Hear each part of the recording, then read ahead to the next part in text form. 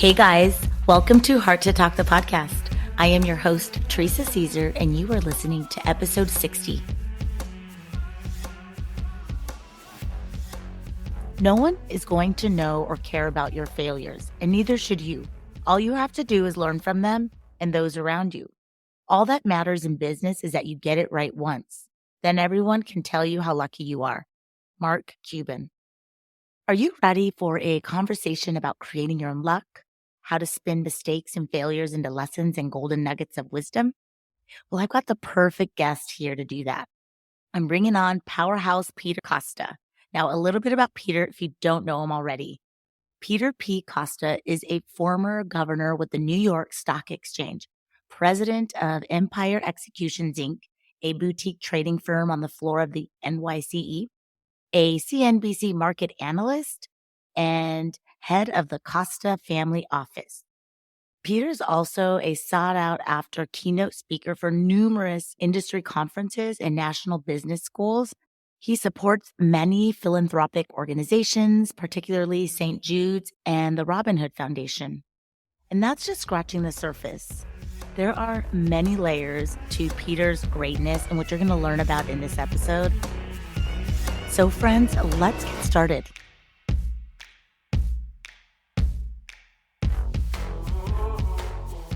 Welcome. I'm so excited to share you with this audience.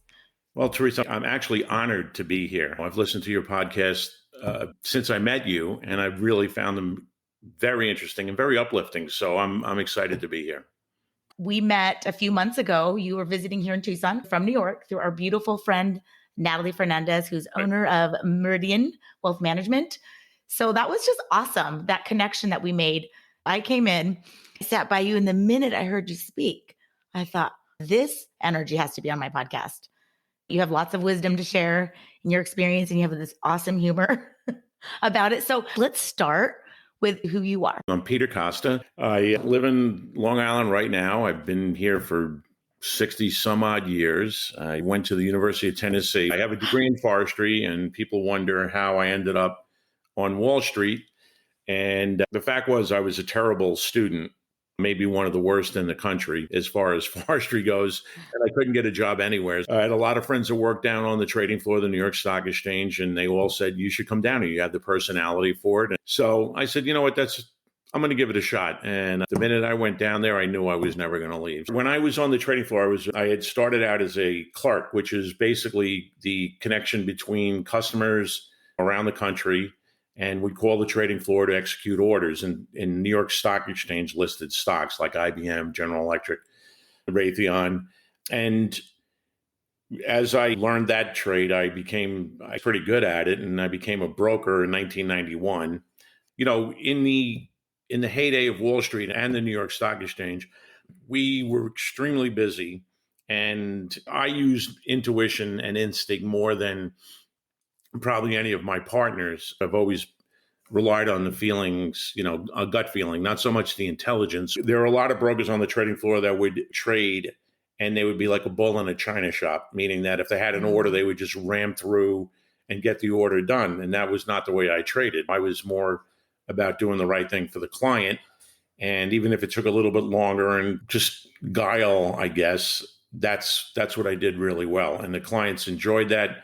They knew that every time our firm, but especially me, when I had an order, it would take a little bit longer, but they would know that I'm going to do the best I can to get the best prices for them and not just execute the order because we want the revenue. So that was my thing, is I wanted the clients to come back. And there were times where decisions that I made were maybe not in the best interest of our company as far as revenue wise, but it was in the best interest of the client. And my boss at the time was sensitive to the needs of the paying the bills, but he also knew that at the end of the day, they were going to keep coming back because I did what I thought was the right thing. A lot of my personality and a lot of things developed from working on the trading floor. I learned a lot of things, and coming along, I ended up becoming a mentor. And I think that's one of the key things that I can get out of my career, is that I helped other people. And not even on the trading floor, but I mean, just in life. It was exciting. It was a lot of fun. It was crazy people, very, very high energy. But I'm retired now as a governor of the New York Stock Exchange, and I've been retired for 4 years. So those 4 years I've been working on a lot of different things. I'm affiliated with Natalie Fernandez and Meridian. I'm on the board of advisors, the business advisors in Tucson. I have a very deep connection to Tucson, and I love going there. Every time I go there, I just have such a great time, and I meet such great people, Teresa being one of them. And I've been working with my old partners from one of my firms that I work for. We're working on a movie, and it's about the trading floor. We can get into that later if you want. 2 kids, divorced, but still very good friends with my ex-wife.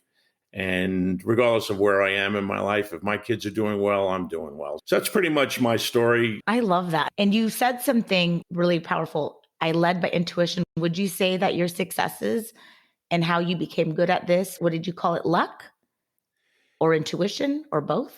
Well, I think that people don't want to credit luck because they want to credit themselves. And I don't believe that. I think that sometimes you are just lucky. You could catch something in the right spot at the right time. A lot of things, it's about timing. My old expression, which my old boss hated it, but the fact was I'd rather be lucky than good, because when you were lucky, things happen in the positive and the net positive. So, but I think there was some luck involved. I absolutely do. I think that you make your own luck sometimes as well. Everything is about a confluence of events, right? I mean, that's just the way the world works.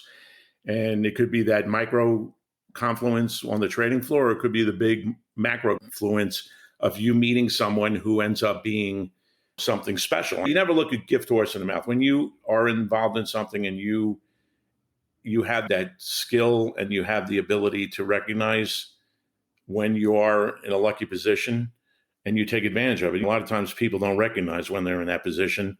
Fortunately, I did. I bought houses at the right time. I've just been very, very fortunate. I'm with you. I always feel lucky. Even if a circumstance isn't going my way, I still know that I'm lucky. I've always felt that way. And then you attract more of it. It does. It feeds on itself. I don't think there's any way that any psychologist, psychiatrist, human behavioralist can actually, they can't explain it. But the fact is that sometimes you're lucky and you don't even know it. And then you look back and you say, if you're driving a car, and 30 seconds later, there was a car accident right behind you.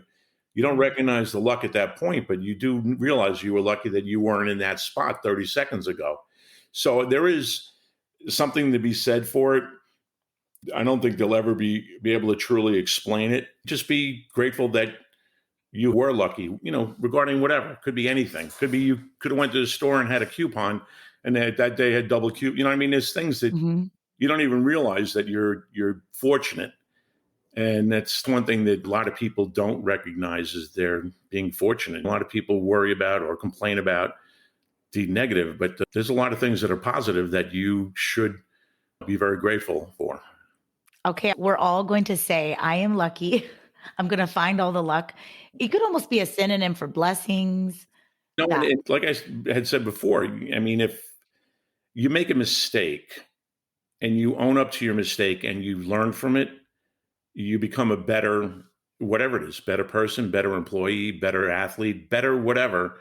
You can't put the blame on someone else. Sometimes the blame is on someone else, but you still have to own your participation in it, right? When you start realizing that you've made this mistake and you don't make it again, now you're creating your own luck, actually, because you've recognized your failure at something and you recognize the next route is a better route. So you're going to get the positive results from a negative action. So I love that. You look at the world and it's like the yin and yang or the pendulum. It swings both ways. You have to put out positive energy. And even if there's a negative situation, try to make a positive out of it. And eventually it will become positive. What would you say would be a moment or an experience, a choice, or something that you felt regretful of? And were you able to forgive yourself and turn it into, like you said, a lesson and realize you're lucky? Well, without going into a lot of detail about, I would say, my divorce and what precipitated it, I think that was the thing I regretted most in my life. I don't really have a lot of regrets. I'm actually reading a book The Midnight Mm. Library, and it's about regrets. I would say I learned a lot from it. I learned about relationships. I learned about pain and sorrow, and that's something that I still live with today. And it's been 20 years. I do think I've learned. I do think at this point in my life, I'm a much better person for it. I think I'm a better man, a better friend, and hopefully a better father. So you learn from something you regret that happened, and the way you carried yourself and what you've done. And to me, I think that I did learn. So doesn't change what happened in the past. You have to live in the present and try to make the future as good as you can. So that's what I'm doing. That's good. That's good advice. I know a lot of people feel consumed by their regrets. Mm-hmm. And so being able to release that and just move on, do better, be better, Not easy. right? It's not easy. And it takes a long time. And the thing is, you have to first address your role in whatever it is you regret. If you realize that something that an act that you regret doing, and you take responsibility for your role in it, I think that helps start moving you past it. And you may never get past it, but you will at least be able to understand and deal with it in a better way. Thank you for sharing that. I know that was a little vulnerable moment, but I think it gives us strength when we can be vulnerable with each other, and especially coming from you, Peter on the floor. By the way, that's your nickname, Peter on the floor, right? Everyone, that's his nickname. Okay. You also have a blog. Yes. A really cool blog. Yes. It's called Costa's Corner, and it's on Substack, which is a writer's platform. Monday is a business because, a lot of people still ask me questions about the market, about the economy, so on and so forth. Wednesday is more about politics. 15 years ago, half the people didn't even care about politics. All right, Obama's going to get elected. Okay, that was about it. Now it's like two sides. It's like north and south of a magnet. So I write that, and obviously that's brought a lot of attention to my blog because I have certain opinions, and sometimes I may seem a little more forward thinking as far as certain political events, and people will respond. And I really appreciate when I get feedback because I'm 65, but I can still learn. I still have an open mind to politics, to pretty much anything. And then on Friday is more about music. And that's where my mind closes a little bit because I'm old school. So there's a lot of things that I listen to, and I bring up a lot of different ideas about different types of music that I like and certain songs that people probably haven't heard in 30 years. So that's what I write on. And it's fun, gives me an outlet. And I think that some of the things, business-wise, I think a lot of people appreciate it because I look at things from a very practical and almost simplistic standpoint, which is something that a lot of business writers don't do. They'll go into these complex situations. And I'd say that unless you have a master's in finance, a lot of the things you read are just unreadable, where I try to make it as simple as possible. And to me, everything can be boiled down very simply. That's what I love about your work, actually. It's so simple and to the point, and you're so intriguing. Thank you very much for that, because I enjoy it. I do like writing. One of my daughters is an excellent writer. I mean, fantastic writer. And when she reads my stuff, she cracks up because I read like I talk, except for the accent. And I do try to make the sentences a little longer. But it's a personal note from me. And I don't want to write as like I'm reporting something. I want to write because it's an opinion piece. It's worked so far, and I'm looking to get more subscribers. I'm not going to ever charge, even though that's the whole purpose of the platform, is that if you get to a certain point, you can physically charge people. I'm not going to do that. I mean, first of all, I'm not that consistent. So, if you're going to do something like that, people, if they're writing Monday, Wednesday, and Friday, they write every Monday, Wednesday, Friday. Well, maybe, sometimes I just don't have anything to say, so I won't write. You don't force it, right? You let the inspiration come. I mean, if I don't have anything to say, or if there's nothing really intriguing to write about, why would I repeat everything you're watching on CNBC or Fox Business? I just don't. The point of that. I mean, you can get that anywhere. And what I'm trying to do is I'm trying to build up something where people can feel comfortable reading it. And then if they disagree, which I've had people disagree on a couple occasions, and I actually learned, I can't even tell you how much I learned. When I wrote a piece about a year and a half ago, I had about 7 different people all come back with the same response. And I really learned that I was wrong. And I was so happy to learn something new because I always thought of something as X. Well, it wasn't, because I'm always looking at a very simple, keep it simple, stupid, kiss. I I love love that. that, right? Hmm. And the way I explained it was very simplistic. And they came back, and I learned a lot. I'm just going to say that. And what happens with Substack is that their replies show up in the feed. So people can see what the replies were to that particular column. And I think that was probably the one I got the most feedback from, and I learned the most. So to me, it's well worth the time spent if I learned something. That's what makes you so admirable, that you can take it and be like, oh, wow, okay, and grow from there. And Yeah, I'm not always right. I have an opinion. I don't think anybody's opinion is right or wrong. But if you present a specific case of something as a fact, and somebody comes back to you and say, no, it doesn't work that way, well, good, I learned something. And now I won't reach into something that I probably didn't have enough information or experience or intelligence. Every day I wake up and want to learn something. It doesn't matter. It makes it worthwhile. You get up, you learn something. Man, it was worth getting out of bed today. oh, I love that. You're so awesome. So what is the biggest mission with the work that you are putting out in the world? That's a good question. If I can give people a different perspective on something, whatever it might be, or enlighten them, if I come in with a different opinion and it registers with them and they look at it and say, I never thought of it that way, to me, that's a success. Another thing that I've always done, and I still do it now because I'm on the University of Tennessee's New York City chapter of the alumni group, or whatever they call it. It's got like 9 different names, but I mentor students. There's a lot of things that they need to understand and know going out into the workforce. And that's one of the things I do. I teach French students, which I don't know where it came from, but I teach for some French business school, and they come to New York, and I have like 50 students every spring, and I teach them whatever the course is. I have 2 courses I teach, which are fun. But in those courses, I try to teach these kids the reality of the world. When you get out of school, you have a degree in management. Well, you know what? That just gives you the foundation. Wherever you go, you're going to learn how to do what that company, whoever you work for, is going to teach you. You're not going to be 100% prepared. And a lot of kids don't want to hear that because they think, well, I just spent 4 years of college. Now I'm going to start learning it again. Yeah, you are. College prepares you to learn. That's all it really does. So that's what I try to teach. The thing is, it's also about giving them confidence, because a kid may get a job at Morgan Stanley and he's like, he doesn't understand 90% of the things that people are talking about. So you don't have to. You just got out of college. This is the reason you're there. If they expect you to know this already, then there's something wrong with them. Yeah, basic management skills, finance skills, what a P&L is, what certain things are in business, but there are things that they'll be dealing with that they only saw case studies. And in real world case studies could be from 6 years ago, and the laws have changed, rules have changed, participants, everything's changed. So I try to give them that understanding that it's going to be like that, for the first minimum of 6 months. And I think it's been very successful. I love that. Okay, so that being said, what 1 or 2 tips do you have for us?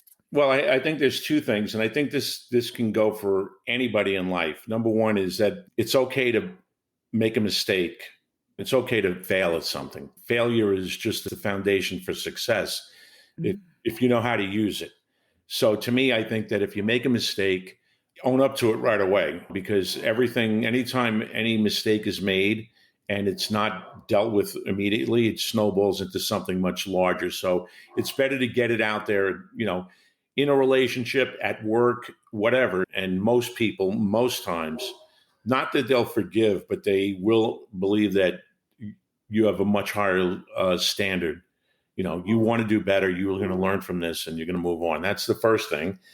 And the second thing, I think, is, which I wish I would have known years ago, but communication. Being able to communicate, I think, is vital. You have to be able to talk to someone and listen. Communication is not only about talking, it's about listening. So I think that's a big thing, and should be a better listener. And I have to say, I'm getting better at it, but I don't think I'm there yet. I may never be there, but I do think that being able to listen and being able to communicate in every aspect. You have to be able to in a relationship and business and work, and no matter what you're doing, you have to be able to communicate and communicate properly. Oh, I love that. And just being intentional. Oh my gosh, so awesome. I could talk to you forever. So I'm going to go ahead and wrap it up with my 3 ending questions Okay. per tradition. And Peter, the first question, what is your favorite quote? All right. Well, it has to do with hard work. And I'm going to read it to you because this always stuck in my head. Hard work beats talent when talent doesn't work hard. I can explain that because that is actually how my whole career was, because I never felt that I was the most talented at anything, but I did work hard, and I think that at the end of the day, that hard work paid off. Whereas I worked with some talented people who didn't work hard, and it always showed that they were not hardworking.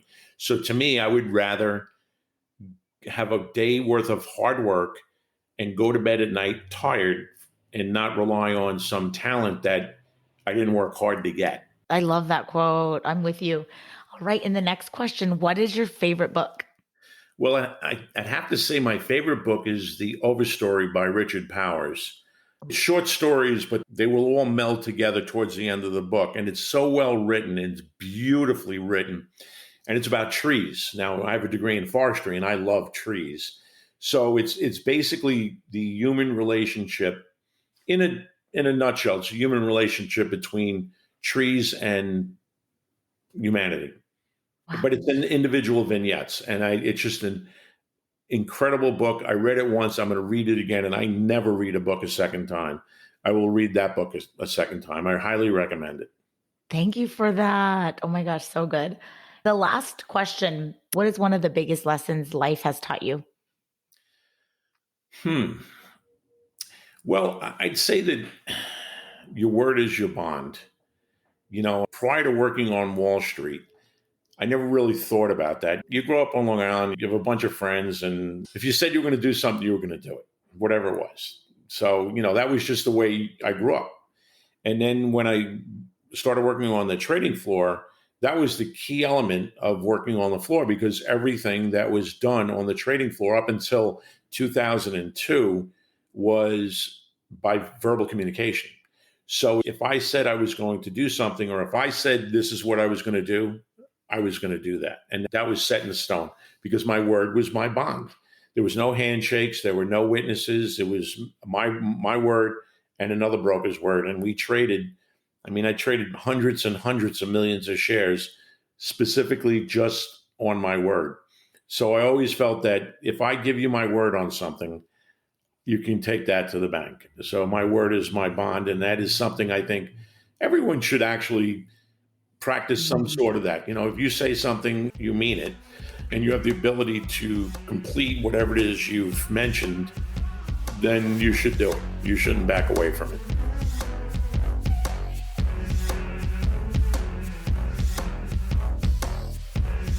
Thank you so much for tuning into this episode. I do hope that you enjoyed my conversation with Peter Costa.